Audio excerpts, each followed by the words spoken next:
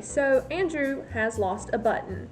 To fix it, we're going to need the shirt, which still has a piece of button left, thread, marking chalk or marking pencil, threader, seam ripper, snippers or scissors, a needle, and a replacement button. Alright, so to start off, we're going to need to get rid of this piece of button. So we're just going to take our seam ripper, the pointed end, feed it through, and just, oh, that's a lot of thread. There we go. Cut it off and remove the piece of button. Then we'll need to go into the back and just pull out all that extra thread.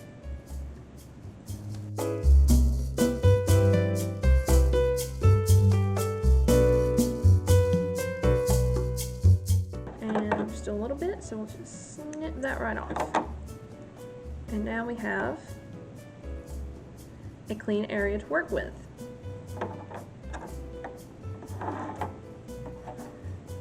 So the first thing we're going to do is take our chalk or marking pencil and kind of make a mark where the button needs to go. This one's a little easier because we just saw where it was. If it's not there, you will take the button, lay it down where you need it, and mark it that way. Our next step is to get our thread. Since it's a button, again, we won't need a whole lot of thread. Just enough. And we're going to do this the easy way with the threader.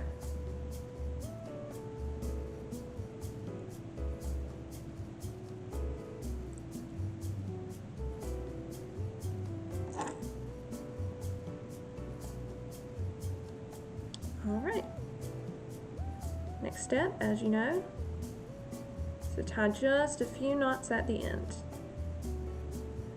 Make sure to leave some extra thread because we're going to need that to tie it off at the very end. I like to do about 3 knots. Make sure it's nice and secure. Now you have a threaded needle. You're going to take this button, which I don't know if you can see, is a 2-hole button. We're going to place it over the mark we made, and starting from going under to going up, because you want the tie off to be in the back, we're going to bring it up through the first hole and bring it all the way through until it won't go anymore. Now make sure your button's centered, and bring it down through the other hole. And it should look like this. Now the rest of it's fairly simple. You're just going to repeat that process, going up through one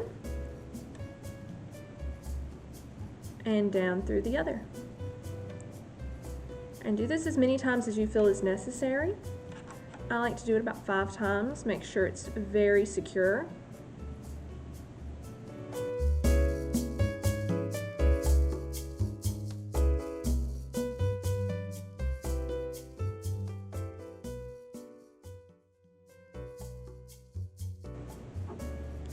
Alright, so now you've secured the button with a few stitches.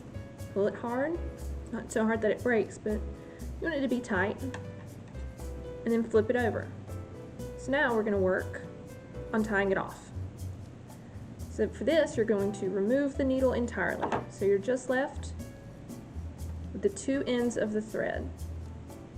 Make it easier on yourself. Helps to go ahead and shorten the leftovers. Trash.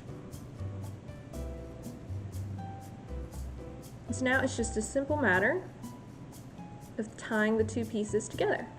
And you're going to want to do this a few times again.